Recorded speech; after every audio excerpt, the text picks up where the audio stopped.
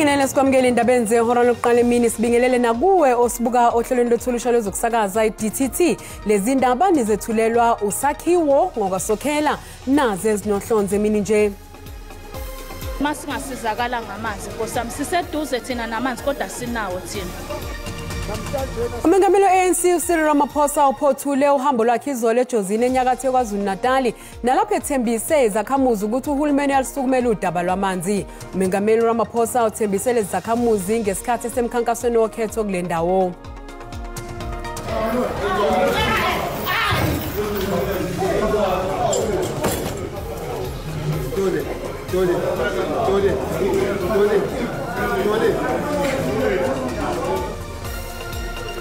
Kusuke izidubedube eqaleni lokubulawa kaSenzo Meyiwa ngesikhathi abanye abasola behilizisana noJele. Owethu ulufakazi uSayitsheni Vusumuzi Mkhane owabe khona ngesikhathi abanye abasola benza izitatimende ezifungelwe zokuvuma ukuthi bayanindeka ekubulaweni kaMeyiwa.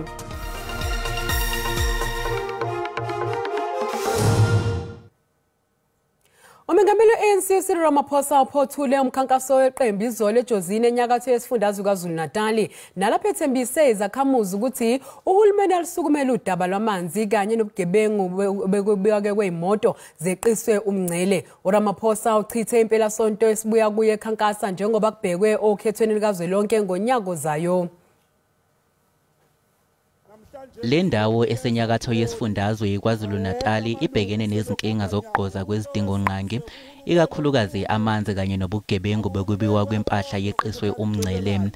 Izakhamuzi zakule ndawo zinxuse uRamaphosa ukuthi aphuthumise ukuhlinzekwa kwamanzi kanye nemigwaqo. Masingasizakala ngamanzi nkosami siseduze thina namanzi kodwa sinawo thina. Kwezinye indawo ucabanga nje kondumo banamanzi thina esiseduze nedama sinawo. Abanye bathi bayawubona umthelela wokutshalwa kwamaphoyisa engeziwe kule ndawo alwisana nobugebengu. Ubugebengu noma bukhona kodwa beyakhona ukuthi bulawuleke. Phela inkinga kulabo abalimayo abakhona ukuthi bahambe baye emsebenzini kuze kube late ngoba bayabanjwa abaningi bakhona. uRamaphosa uvumile ukuthi ukuntuleka kwamathuba emsebenzi kuseyinkinga, wathembisa ukuthi ANC yenza konke okusemandleni ukulwana lenkinga kanye nobugebengu obudlange ngasemngceleni. We've brought down levels of crime quite seriously in this area. Cars are no longer just being stolen across the border, although some cars are already across the border and the owners can see them, and that is going to involve diplomatic means. uRamaphosa uthembisile nanokuthi udaba lwamanzi luyaxazululwa. Ucomrade Senzo uyawenza loyo msebenzi kusuka eLimpopo ukuya eWestern Cape ulungisa indaba yamanzi. Nala indaba yamanzi lapho ma eJozini Dam uyayilungisa. Ukuhambela kukaRamaphosa kule ndawo bekuyingxenye yemikhankaso yeqembu njengoba kubhekwe okhethweni lukazwelonke ngonyaka ozayo. Kusuke idubedube eqaleni lokubulawa kaSenzo Meyiwa ngesikhathi abanye abasolwa behilizisana noJele. Owethula ubufakazi uSayitsheni Vusumuzi Mkhane owabe khona ngesikhathi abanye abasolwa benza izitatimende ezifungelwe zokuvuma ukuthi bayanindeka ekubulaweni kaMeyiwa.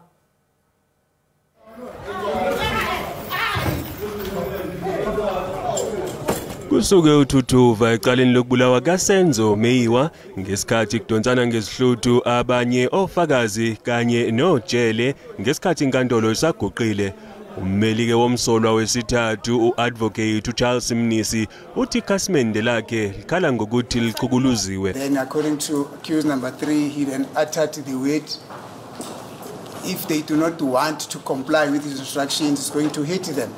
Mabengafuni ukwenza lokho akushoyo uzobashaya. So then they said no, but this is adjournment, we are entitled to stretch our leg because we sit here for more than 2 hours. So we can't continue sitting like this even when it is adjournment. We need to stretch our legs. So he did not take kind to that. So then he started to hold him and then he hit him with the shoulder. Then accused number 3 then also had to stand up to ward off those blows, but by not in the way of retaliation. Nayo Jele uthi cha yena ubenza umsebenzi wakhe abasolwa bamthembisa isibhaxu. I called, I said Nduli, you cannot sit like that. Then they howled at me. Suzokushaya thina if usondela la. Then I was like, okay, if that's the way, you can fight me if you want, but you are going to sit very well and proper. Then I tried to pull. Accused number 3 was closer. I went down like I was kneeling, going for accused number 4. Then I saw a blow coming on my way. The first one was accused number 3 and number 5. Number 4, I was trying to duck. Ijaji ke uRatha lithi cha ayihlale phansi bamba umthetho. He's not making any finding. That's why I didn't want anybody to swear, to say he's going to tell the truth, nothing else but the truth. So help me God. Let's just behave ourselves. There's nothing wrong with you stretching. You can even jump.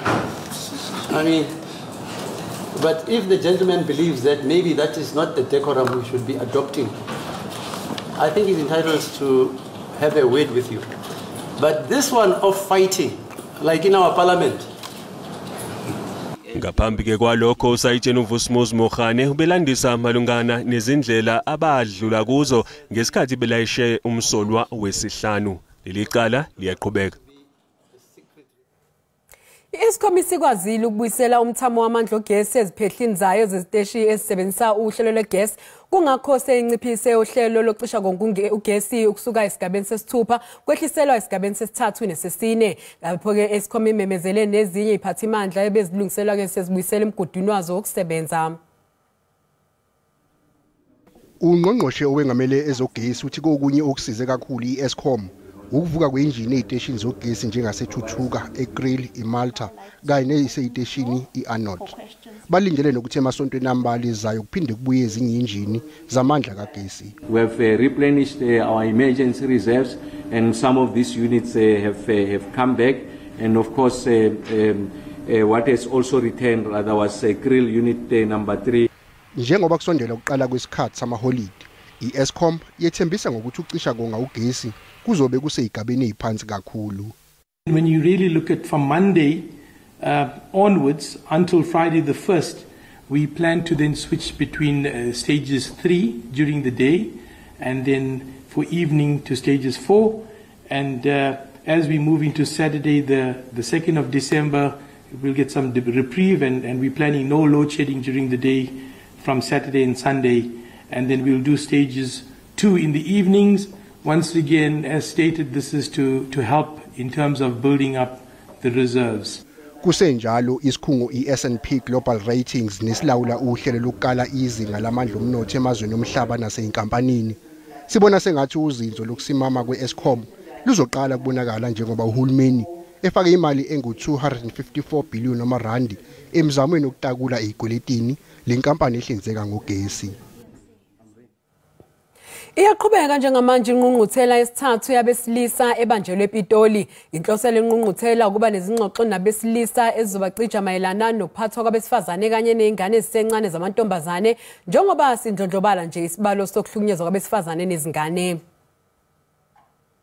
Ngaphambi nje kokuqala kwenqungquthela yabesilisa ePitoli, ungqongqoshe uDokotela uNkosazana Dlamini Zuma ubalule ubumqoka bayo lenqungquthela waphinde waqhakambisa ukuthi kuhle kakhulu ukuthi lenqungquthela ehlose ukulwisana nokuhlukunyezwa kwabesifazane kanye nezingane iholwa abantu besilisa.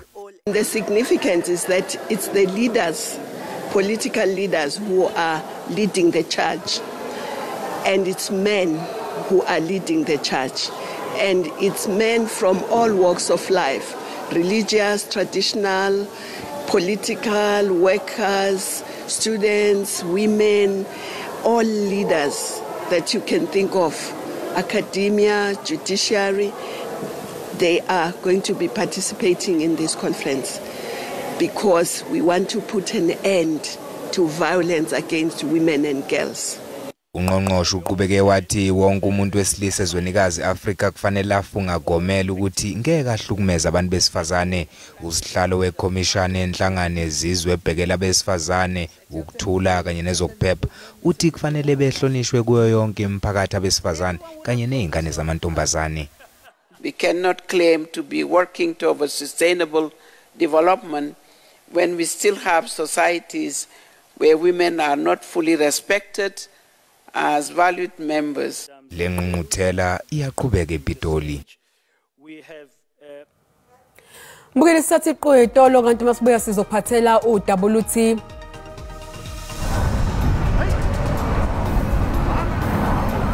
Ungqongqoshe wezokuthutha uSindisiwe Chikunga uthi kuzoqiniswa zokuphepha kulama holiday njengoba kunokukhathazeka ngokuziphatha kwabashayeli emgwaqeni.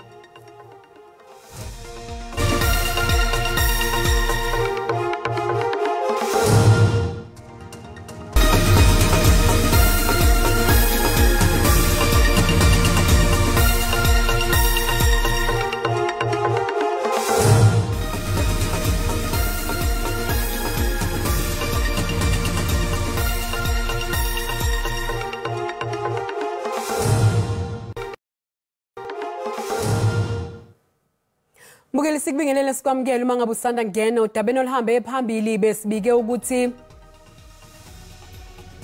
umengameli we-ANC uCyril Ramaphosa uphothule uhambo lwakhe izolo eJozini enyakatho yaKwaZulu Natal nalapho ethembise izakhamuzi ukuthi uhulumeni uyasukumela udaba lwamanzi. Umengameli Ramaphosa uthembise lezi zakhamuzi ngesikhathi esemkhankasweni wokhetho kule ndawo. Mbukela sikukhumbuza ukuthi lezi ndaba zikhona ku YouTube na ku SABC Plus. Ngena kuzo uzicinge ngamagama athi SABC izindaba na kanjani uzozithola. Umholi we-EFF uJulius Malema usexwayise amalungu eqembu lakhe ngokuba maqembu phakathi uthi leli qembu kumele libe isibonelo sohulumeni olungele ukunqoba ukhetho likazwelonke lango-2024. Ubekhuluma namalungu eqembu lakhe eBloemfontein.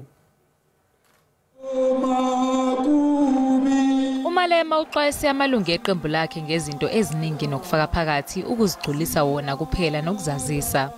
Uthi labo abasebenzisana namanye amaqembu bazophelelwa indawo kuleli qembu. Ugcizelele ukuthi ngeke iqembu liphazanyiswe umuntu oyedwa.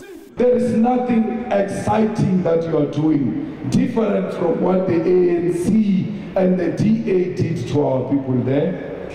You are not the kind of example that must be given. Uthi ngonyaka ozayo emva kokhetho likazwelonke iANC izophuma khulumeni. Uthi leli qembu lizobe libhekene nokhetho lwangempela okuqala nqa. Comrades, as a ground forces, you must know that you are the epicenter of our revolution. You are the vein of our own organization. Ukhwele wadilika ebuholweni besifundazwe eFree State ethi buyazifanela nje nobuholi obabukhona ngesikhathi esimahashule sengundunankulu. Uthi inkohlakalo isayinsakavukela kulesi sifundazwe. What did they do after 600 million was returned back to treasury instead of building 3,300 houses for our people? He didn't do it. But oh, hard-working man. That's very good, man. 600 million back to treasury, 3,300 houses not built. Let's give you promotion. Wexwayise amalunga ukuthi agade imbhikisho mbumbulu ehleliwe sengathi lwisana nezidingo zomphakathi kanti ingeyokuhlukanisa iqembu phakathi. Ungqongqoshe wezokuthutha uSindisiwe Chikunga kanye nezikhulu zomgwaqo zikhathazekile ngokuziphatha kwabashayeli njengoba sekusondela amaholiday kaKhisimusi. Kanti kusenjalo kubikwa ukuthi amaphoyisa omgwaqo azokwenza konke okusemandleni ukuqinisekisa ezokuphepha kuleli. Isifundazwe eGauteng siyisifundazwe sihamba phambili ngokuba nezingozi zomgwaqo kuleli.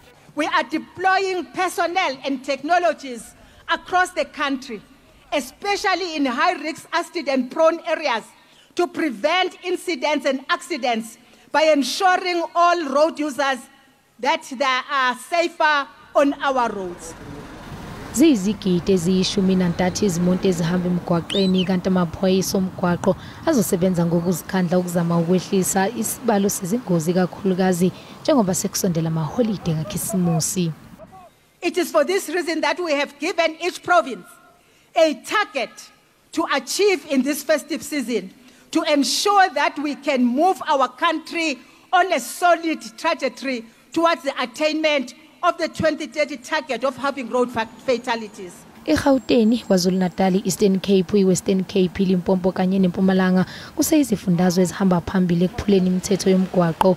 Kusenjalo kubikwa ukuthi lezi zifundazwe zizoqashwa ngesolokhozi uqinisekise zokuphepha ukuze kuhlengwe impilo yabahamba ngezinyawo. we must pass the law to ensure that as soon as you drive a car, you must not taste alcohol.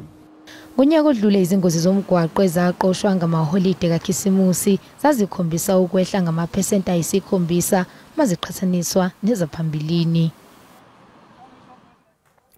Undunankulu waseMpumalanga uRefilwe Mthweni Tsipane unxuse abezomthetho ukuthi baqinisekisa ukuphepha kwezakhamuzi kulamaholide kaZibandlela. Wethule umkhankaso wezokuphepha eMiddelburg ehambisana nokhomishana wamaphoyisa esifundazweni. Njengoba ususongwa lonyaka abezomthetho bazombebonakala yonke indawo. Lokhu kusho undunankulu waseMpumalanga uRefilwe Mthweni Tsipane njengoba kwenzelwa ukuphepha kwabantu esifundazweni kanye nezivakashi.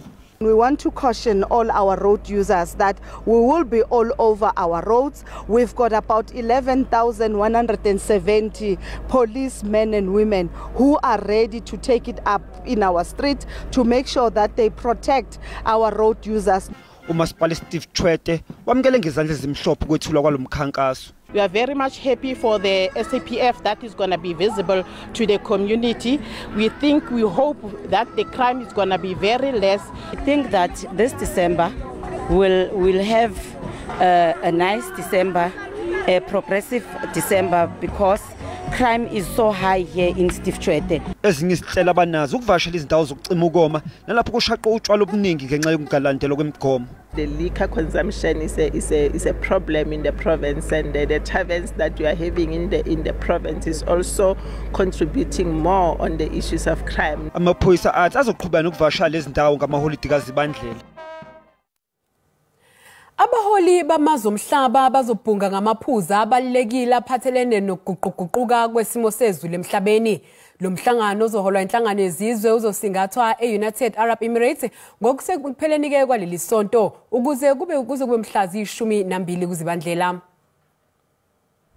Okubhekwe ukuthi kudingidwe ngokujulile udaba lwesikhwama esizobhekelela ukulawulwa kwezingxephezelo kumazwe akhahlanyezwe inhlekelele neziwumthelela wokuguquguquka kwesimo sezulu. Ongqongqoshe bengamele eminyango yezemvelo emazweni abo basanda kubamba umhlangano eAbu Dhabi lapho bephume nesincomo sokuthi kuzofuneka ukuthi kube nomkhombandlela ocacile ngesikhwama esizobhekela umonakalo nezingxephezelo. Compensation for loss and damage is necessary. But equally important is prevention and financing for adaptation so that we can build climate resilience. Unobhala jikelele we-United Nations u-Antonio Guterres ukhala kakhulu ngokuhamba kancane kwinhlelo okuhloswe ngazo ukuthi ibhekane ngqo nodaba lokuguquguquka kwesimo sezulu emhlabeni. The crucial aspect is the addiction to fossil fuels. So it's time to establish a clear phase down with a time limit.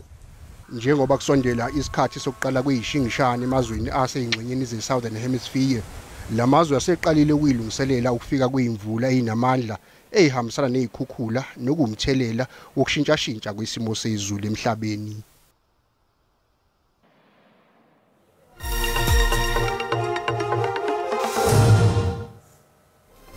Lusephansi uhwebo lerandi emakethe namhlanje. Irandi libiza R18.80 edoleni laseMelika libe ngu23.71 kupondo kanti lingu20.59 ku-euro. Ipula laseBotswana libiza R1.39.